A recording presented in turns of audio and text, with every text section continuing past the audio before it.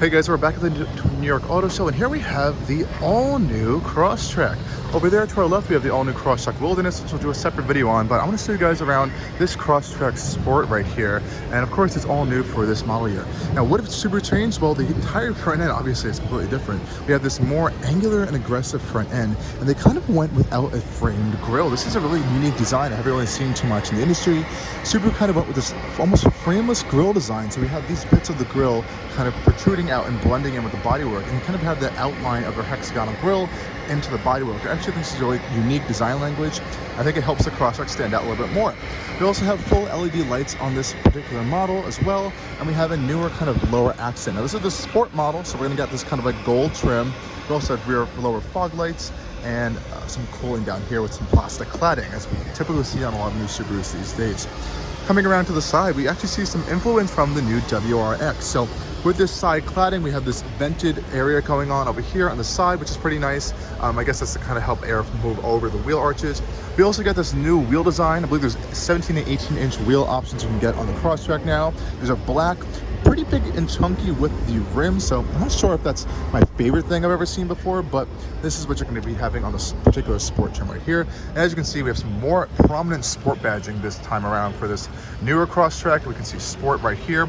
That's also going to accentuate down to the lower side door panel area with this kind of gold trim going all the way along over there. This Sport particular model also gets these metallic black painted side mirrors as well. We have a roof rail on this one, kind of showing off the capability of the Crosstrek. And the rear end is a little bit controversial, I think, in my opinion. Really huge taillights right here, kind of in that lobster claw fashion. And with this Sport model, of course, we're gonna get more of that gold trim going across. And it looks like these are actually active vents. I can see straight through there onto the floor over there. So these are real vents. Props to Subaru for actually doing that, not putting some kind of fake vent there. Pretty interesting stuff.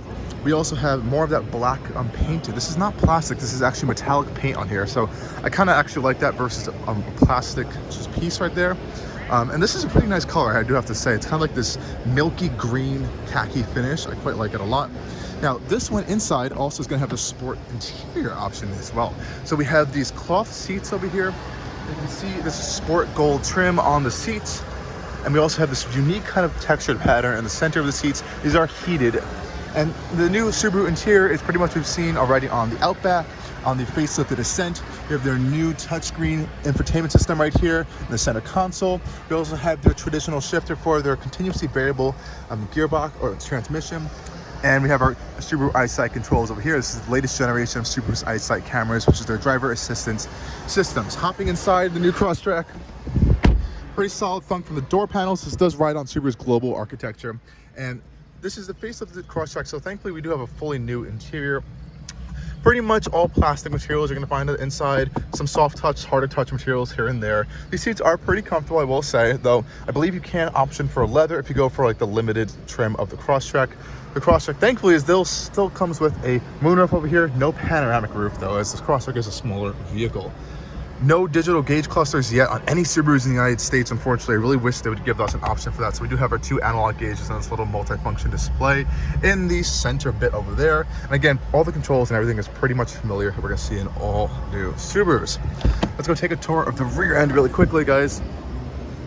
So back here, this one's built in Subaru of Indiana, their American plant, which is pretty nice. They like to be proud of that there.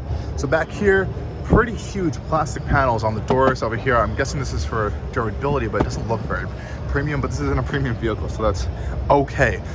Same material on the seats as we saw up front, which is really nice. Let's check out the legroom. Pretty decent legroom. This has been a really high point for Subarus. Unfortunate that we don't have a storage cubby on this over here. It's a little weird. We do have a storage cubby on this side though. I wish there was one on the driver's side as well. We do have charging outlets, but no air vents or no heated rear seats. And you guys can get a little bit of a better look at that front end of the facelifted Crosstrek. Under the hood of this one, we do have a 2.5 liter naturally aspirated 4-cylinder making around like 180-ish horsepower. This is the upgraded engine. Of course, the normal engine's a 2-liter engine and it makes like 150-ish horsepower paired to that continuously variable transmission. Checking out the rear cargo space really quickly. No power trunk on the new Crosstrek, but it does have gas struts to keep it open. And we do have a cargo cover right here, which is really nice. and a decent amount of storage. This hasn't changed too much from the previous generation Crosstrek. So let me know what you guys think of the facelifted Crosstrek, particularly in this sport trim. I'm sure you guys are going to want to see this right here, which is the all-new Crosstrek Wilderness, and we'll take a look at that right now in another video. Thank you guys for watching, and stay tuned for a lot more coming soon from Allcarnews.